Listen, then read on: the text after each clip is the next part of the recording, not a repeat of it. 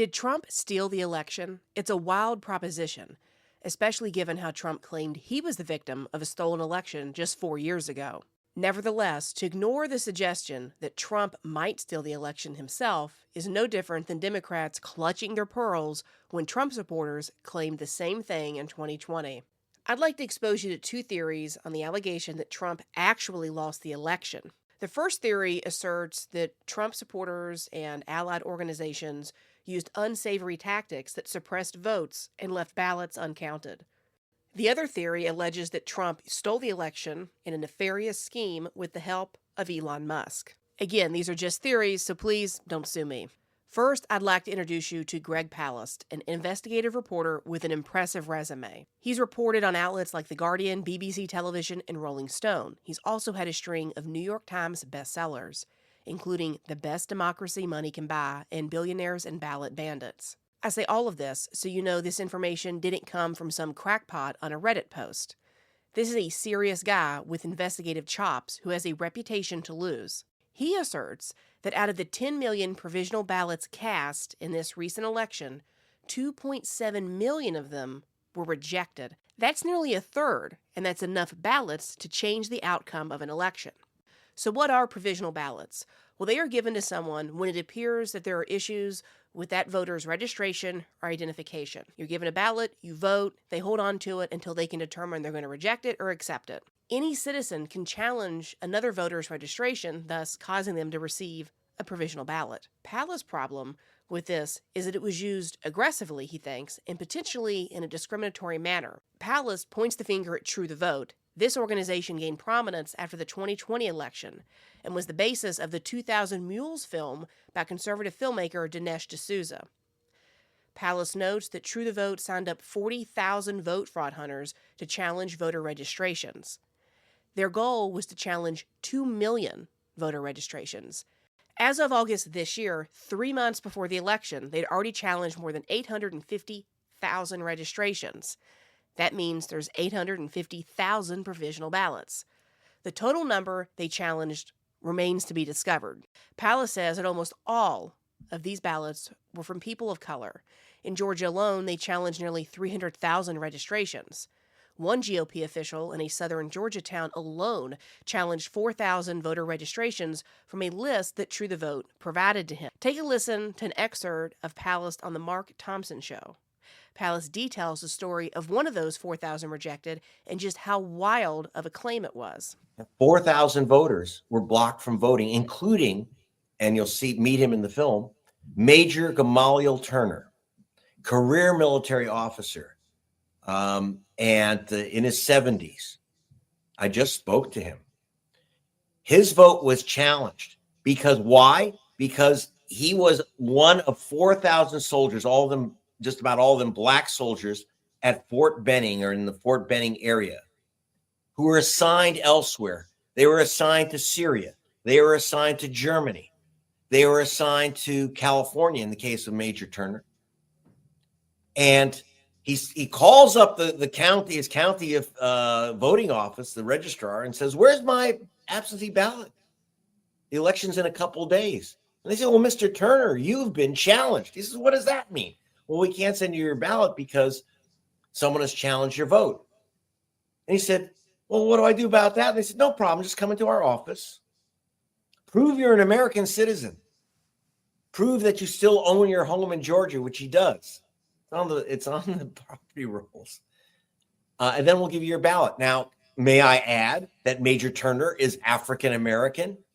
So he says, "Wait a minute. You're telling me that all I have to do is fly 2,700 miles and prove I'm an American citizen?" This is Major Turner. "I'm an American citizen again." The reason he says again, because he remembers the Jim Crow era, and he is the son of Reverend Harold Turner, who co-founded the Southern Christian Leadership Conference with Martin Luther King.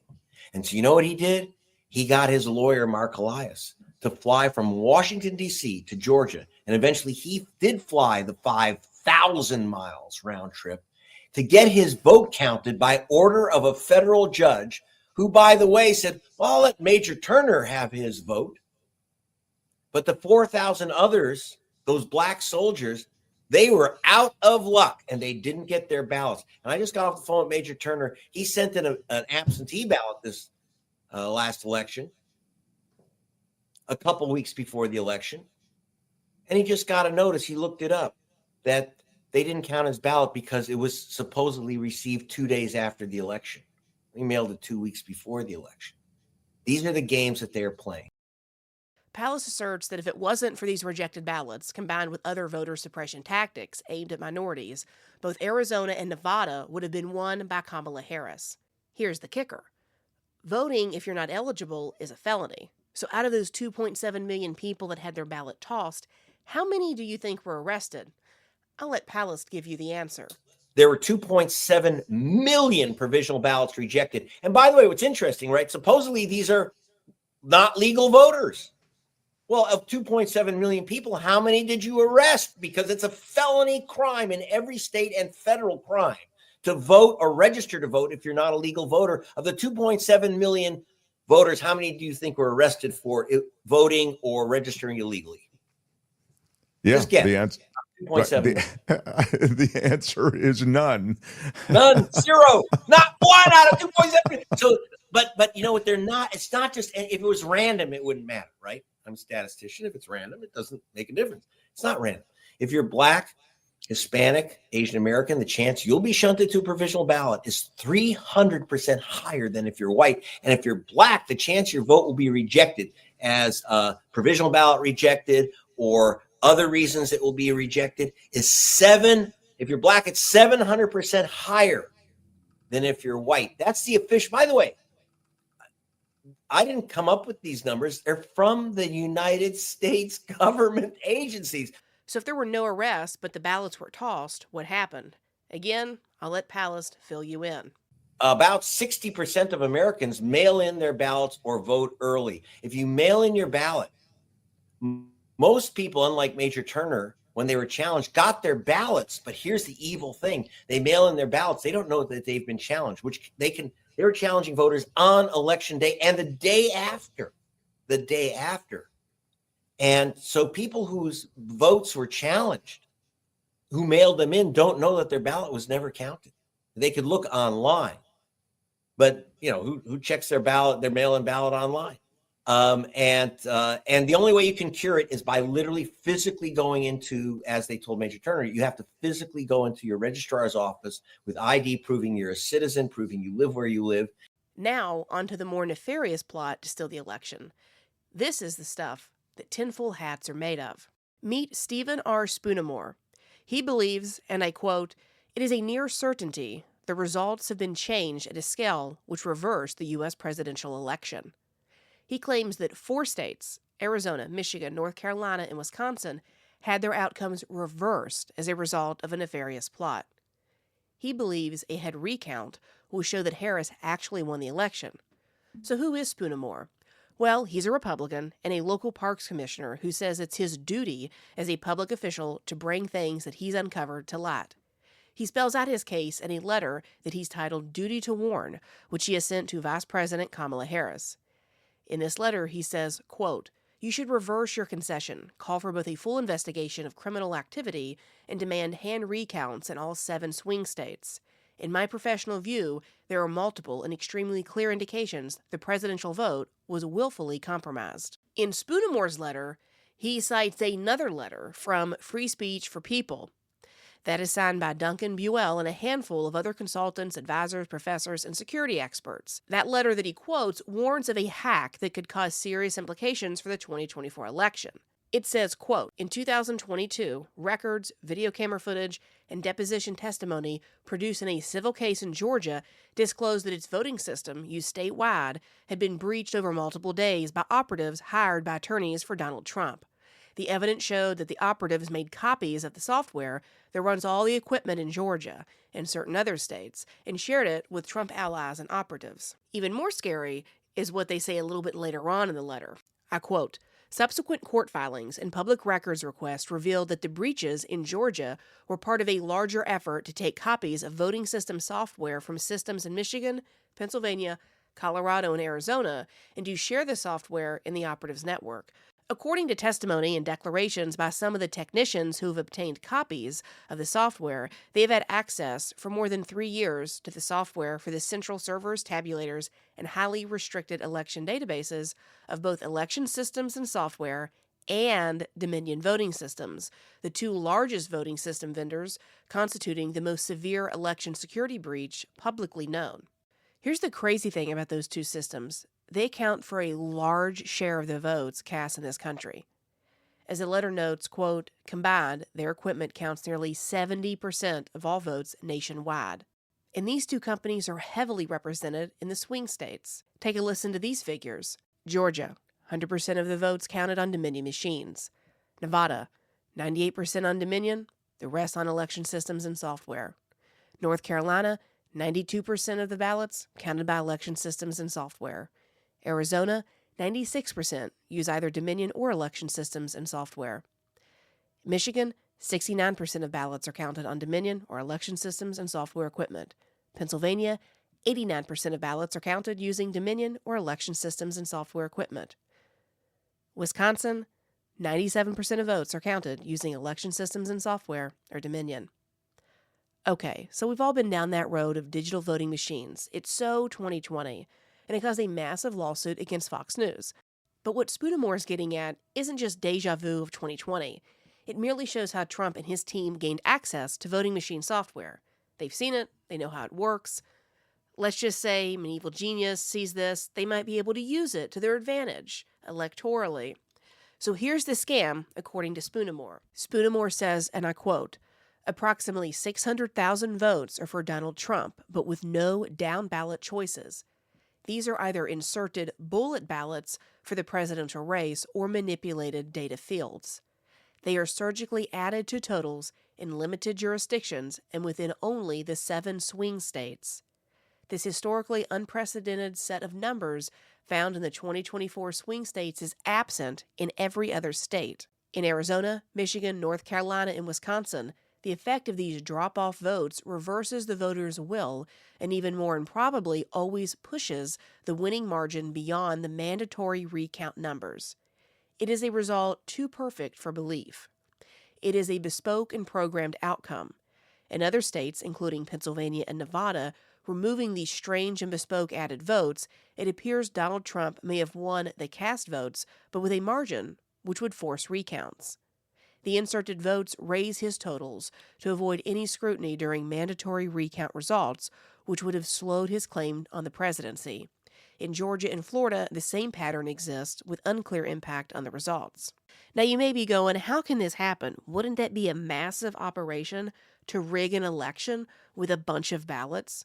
Well, as he lays out, it's not as hard as you may think. He notes that this type of attack is not technically difficult and that it's, quote, modest in scale. Here's his checklist of what it would require to pull this off. He says it would take modest and common computer programming skills.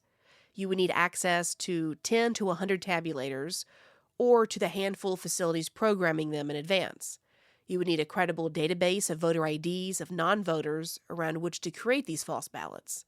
You would need probably 1, but more likely 3 to 5 human program managers. You would need access to e-poll book data during the election to determine who has not voted yet.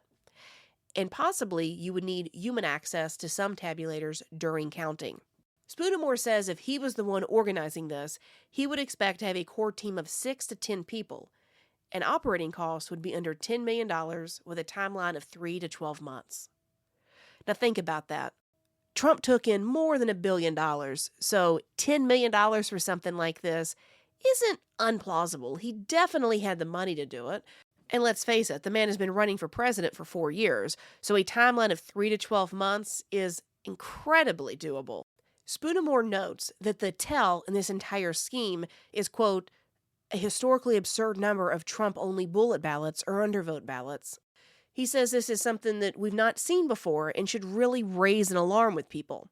Again, to quote his letter, there are only a handful of voters who cast a vote in one race which they care about and do not make other selections on the ballot. These are called bullet ballots. In presidential races since 1980, these bullet ballots rarely account for more than 1% of the total votes, including Mr. Trump's winning 2016 election and losing 2020 election. And when they do, it warrants further investigation. In 2024, in the 43 non-swing states, bullet ballots make up a nominal less than 1%. In the 7 swing states, the numbers are so high to be unbelievable, unprecedented, and demanding a further investigation. So let's take a look at 2 swing states. Arizona, 7.2% of Trump's total vote were bullet ballots. He concludes enough to reverse the outcome in that state.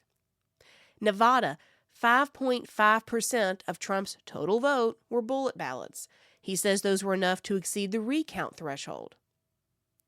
Now remember, since 1980, bullet ballots made up less than 1%, but here they are at 5.5% and over 7%. Spoonamore then looks at 3 states that surround Arizona and Nevada, saying that they have equally passionate Trump supporters, but they have normal levels of bullet ballots. In Idaho, it was 0.03%, Oregon, 0.05%, and in Utah, 0.01%. In Idaho and Utah, Trump was the runaway winner. Of course, he didn't need any votes then. And in Oregon, Harris was the runaway winner, so adding anything to Trump's votes there wasn't really going to do anything. It wasn't going to add value. It was just going to add a bunch of risk to the scheme. Spoonamore says you can see this same pattern of large number of bullet ballots in the totals of Michigan, North Carolina, Pennsylvania, and Wisconsin. He calls out North Carolina as being the most extreme. 350,000 voters there cast a ballot for Trump and no other race. That made up over 11% of Trump's voters in the state. 11%. Again, remember, since 1980, these bullet ballots were less than 1% of the vote. So what's going on here? According to Spoonamore, there are 2 phases of this election scheme. The first one is going to involve Elon Musk. Sounds crazy, but it's a little bit more believable than you initially think. So go back to when Elon Musk announced that $1 million lottery for people to sign a pledge to vote for Trump. It got a lot of backlash. People screamed and moaned and yelled that it was illegal. You're basically paying people for their votes. Nothing really came of it, but a lot of people did sign up. Here's the thing. When you went to sign up, he didn't want much information from you. He didn't want to know your social media accounts. He didn't need your phone number for text messages. The only thing he wanted was your street address. Spoonamore alleges that once they had your name and address, they could then build a pool of ghost voters. Basically, they earmarked these votes, saying these people are going to vote for Trump. Let's see if they actually do. They don't cast a ballot. We will use them to make a fake ballot. Spoonamore suggests that law enforcement should start looking for the team of programmers who pulled the lottery data from that sign-up sheet. What he thinks they'll find are programmers who took that data based on the voting precincts and the people that pledged they would vote, and that they created macros, which was a way for the program to constantly update this list of pledged voters to see who had cast a vote and who hadn't by Election Day. He doesn't think that those programmers knew what was going on. They were just merely performing some tasks behind the scenes. However, he thinks that they would probably cooperate if they knew what they were being used for. Okay, so let's say Musk has this list of people who saying they'll vote for Trump. He's got their address. He's able to track if they voted for Trump or not on Election Day. How would that really even take place? Well, e-pollbook data is almost always linked to the internet. In most places, it's made in real time, and sometimes using Musk's Starlink. On Election Day, Musk would be able to compare existing turnout models to likely outcomes. They would do this using voter profile databases. This is information that you can pretty easily get. This would allow them to make a really good estimation as the polls are about to close of how many votes they would need to insert for Trump when they were tabulating them. They would then take that list that they created of all those people that pledged to vote for Trump and had not voted yet and be able to then cast a ballot in their name. Those would be those bullet ballots where nothing is filled in all the way down except for Trump. So let's move on to part 2 of this electoral hack. This is when you match the tabulation to the e-poll books. When you go and vote and you slide your ballot in the machine and it goes boop and the number goes up, that's the tabulation. The e-poll book is the digital ledger of votes. Those have to match. If not, it's pretty obvious something is awry. And then They have to go in and hand count the ballots, and that'll only further shine a light that something funny has been going on. To get past this, Spoonamore believes you would need human ballot stuffing or ballot substitution so that when those votes are counted on the machine and it goes boop, that number matches that e-poll book number. Spoonamore says it would require co-conspirators working inside the tabulation center to make sure this scheme went off without a hitch. Because when those tabulation machines that go boop and count your ballot, if that number is different than the digital ledger on the e-poll book, everybody's going to know something's crazy. So you got to be able to physically slide some of these ballots in to up that tabulation number. Spoonamore says that to do this hack, you wouldn't need it everywhere in the country. At most, you would need co-conspirators in 100 tabulation locations. So you got to think about it and say, okay, if I believe the election was stolen 4 years ago with ballot harvesting and ballot stuffing, why wouldn't the other side do it? It's not like Republicans are perfect people. It's not like they live a perfectly moral life and would never steal anything. There's a history of stolen elections from both parties. And let's face it, if it was stolen from you 4 years ago and you watched how they did it and you learned, you could probably redo it yourself even better 4 years later to win the election. Not saying this is what happened, but I am saying it needs to be looked into, just like the last election needed to be looked into. Why were there so many bullet ballots? Is any of this true, or is it all made up? Who knows? Let me know what you think in the comments, and then stay tuned, because I will definitely be posting updates on this election scheme. Thanks for listening to Overnight Opinions. Be sure to tune in next Sunday night for an all-new episode. In the meantime, be sure to follow the Ladies Love Politics channel on TikTok, YouTube, and Instagram. If you're looking to enlighten yourself with some controversial topics, check out my interview with Celeste Solum, who talks about how the global elite are planning to kill you. Or check out my interview with Dustin Nemos, who talks about how Trump is the Antichrist and how Trump staged his assassination attempt. Those interviews are so controversial, you'll only find them on BitChute, Rumble, and Brighteon.